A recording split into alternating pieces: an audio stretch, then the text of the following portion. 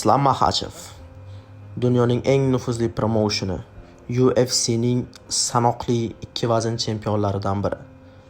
MMA dunyosida o'zining o'chmas izlarini qoldira olgan jangchi. Raqiblarini ismi bilan qo'rqita olgan jangchi.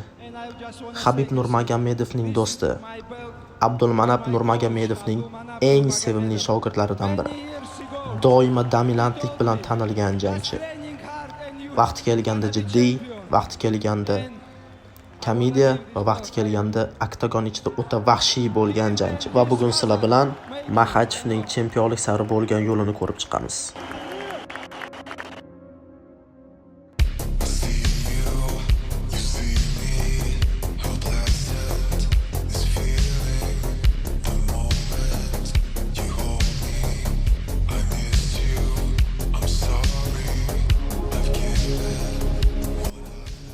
Makhachev u shunchaki ideal.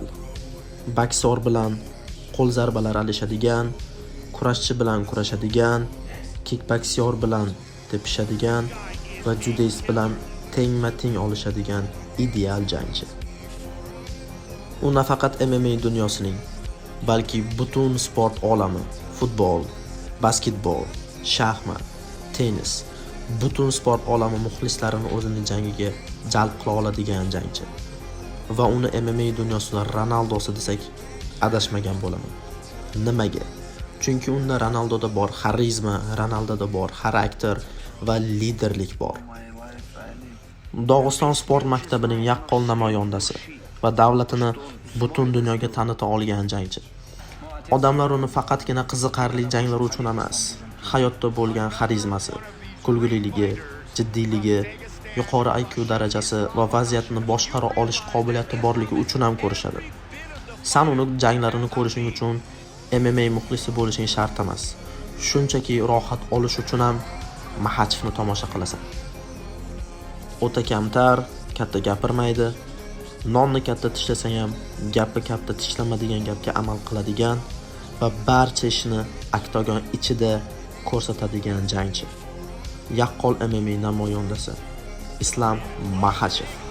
Va bugun sizlar bilan uning chempionlikka qadar bo'lgan yo'lini ko'rib chiqamiz.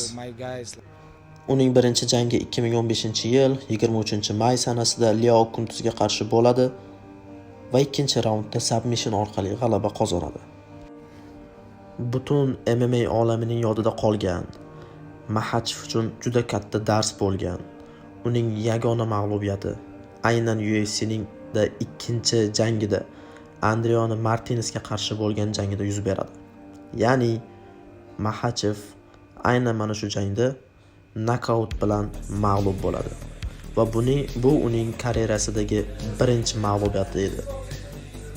Va buni ko'rish nafaqat Islam uchun, balki Habib, Abdulmanap uchun juda og'ir edi. Va bu jangga Abdulmanapning reaksiyasi.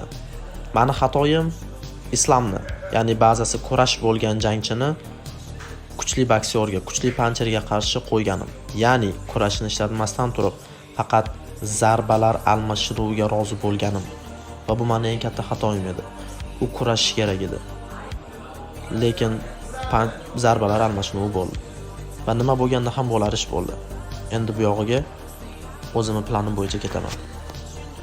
Va UFC chempionlik kamariga bo'lgan yo'lining boshlanishi.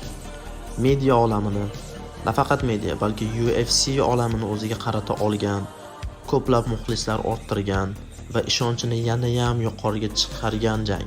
Bu albatta Hooker bilan bo'lgan jang. Juda qiziqarli va har xil trash-toklar bilan kechgan jang. Jang to'liq Islomning dominantligi bilan kechgan. Oyoqda, zarbalar almashinuvida, parterda va jang nihoyasini menimcha hammanglar bilasizlar. Kimura uslubi bilan Makhachev Hookerni submission qiladi va aynan birinchi raundda. Va uning kamardan oldingi jangi amerikanskiy gangster Bobby Greenga qarshi. Bobby Green bu trash-tokchi, juda kuchli gapiradigan jangchi va jangda Makhachev unga hech qanaqa imkoniyat qoldirmagan.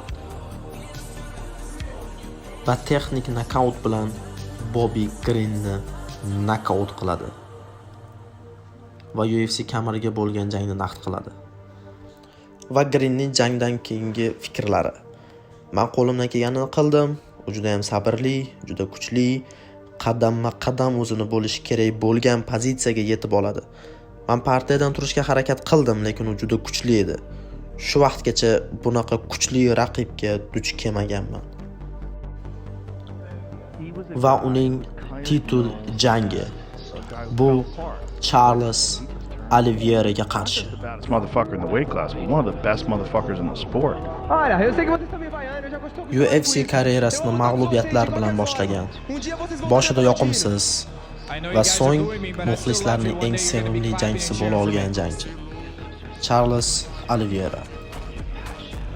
UFC yengil vaznidagi qorong'u tush. Barcha jangchilarni qo'rqita olgan. Justin Gaethje, Dustin Poirier, Michael Chandler, Tony Ferguson kabi top jangchilarni mag'lub qila olgan jangchi. O'z so'zini ayta olgan. Jiu-jitsu qora belbog' sohibi. Eng ko'p submissionlar bilan g'alaba qozongan jangchi. Va bu Charles Du Bronx Oliveira.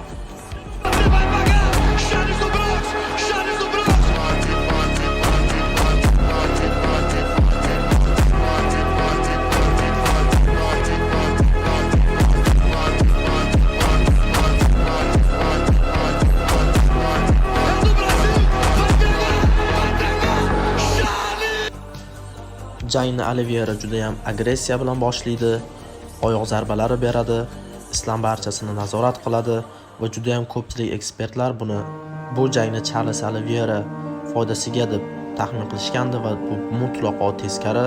Islomning dominantligi bilan kechgan jang va Islom Charlesni knockdown qiladi va uni aynan parterda o'zining uslubida, bo'sh uslubida mag'lub qiladi. Va uning hayotida yangi sarlavha ochiladi. Va bu UFC chempionligi.